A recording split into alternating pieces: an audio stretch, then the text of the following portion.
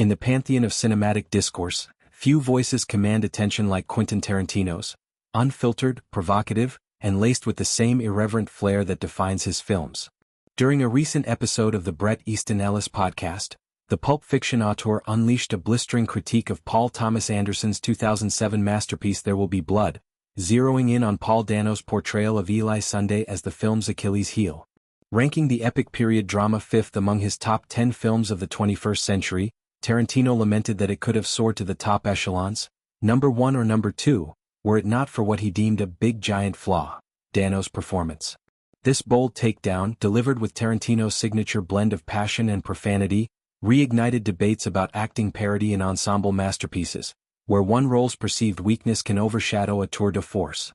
There Will Be Blood, adapted from Upton Sinclair's Oil, unfolds against the scorched earth of early 20th century California, chronicling the rise of oil tycoon Daniel Plainview through Daniel Day-Lewis's seismic, Oscar-winning turn. Day-Lewis's Plainview is a force of nature, ruthless, monomaniacal, his every utterance dripping with capitalist venom and existential isolation.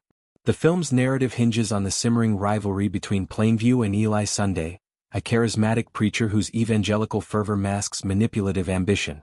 Dano's Eli, with his unctuous sermons and vengeful glares, serves as the story's moral counterpoint, a two-hander dynamic that pits secular greed against spiritual hypocrisy. Tarantino, however, sees this balance as lopsided. Obviously it's supposed to be a two-hander, and it's also so drastically obvious that it's not a two-hander.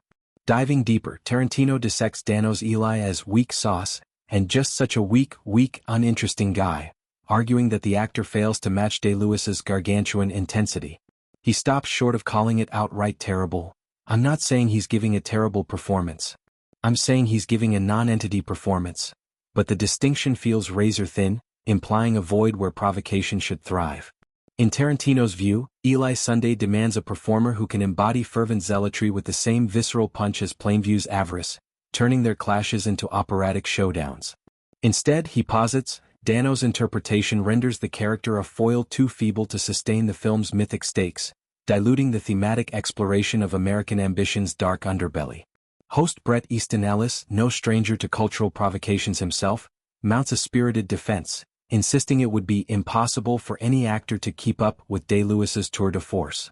The American Psycho author likens the challenge to scaling Everest in flip-flops, a nod to the unparalleled physicality and psychological depth Day-Lewis infuses into Plainview, from his guttural milkshake monologue to the bat-wielding finale. Tarantino counters with acerbic wit. So, you put him with the weakest male actor in SAG? The limpest D***K in the world.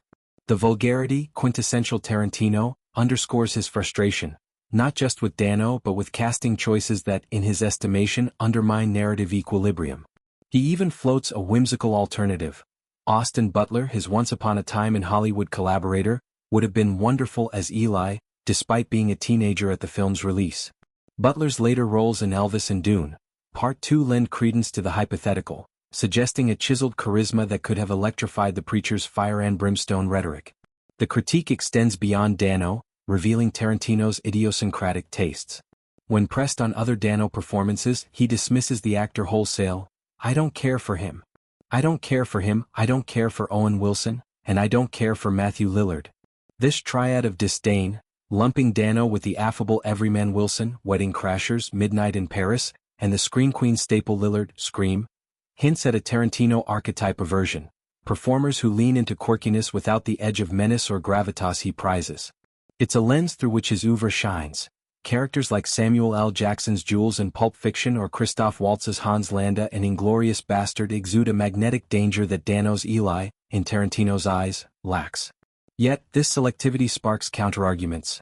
Dano's subtlety, his wiry frame and piercing eyes conveying a coiled intensity, has earned acclaim in films like Little Miss Sunshine and The Batman, where understatement amplifies unease. At its core, Tarantino's salvo invites reflection on There Will Be Blood's enduring power despite, or because of, its imbalances.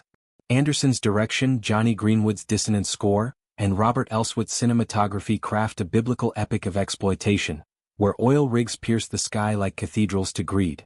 Day-Lewis's dominance isn't a flaw but a feature, mirroring Plainview's monopolization of power.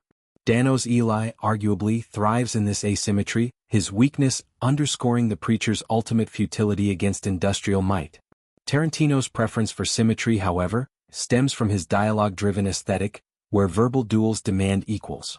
His podcast Revelation, part of a broader 21st century canon chat, positions There Will Be Blood as a near-perfect artifact marred by human variables, much like his own films where casting, think Uma Thurman or Brad Pitt, can elevate or hobble a vision. This exchange, laced with Ellis's probing and Tarantino's theatrics, exemplifies why the director remains a cultural lightning rod. His critiques aren't mere hot takes, they're masterclasses in film grammar, dissecting how performances shape thematic resonance. For admirers, it's a reminder to revisit Eli's scenes, the baptismal humiliation, the oil-soaked sermons, with fresh scrutiny. Does Dano falter, or does he illuminate the hollowness of false prophets? As debates rage in fan forums and Twitter threads, Tarantino's boldness reaffirms cinema's subjective splendor.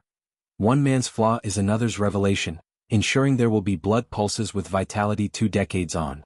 In calling out the non-entity, Tarantino doesn't diminish the film. He ignites its eternal fire, proving critique can be as cinematic as the art it appraises.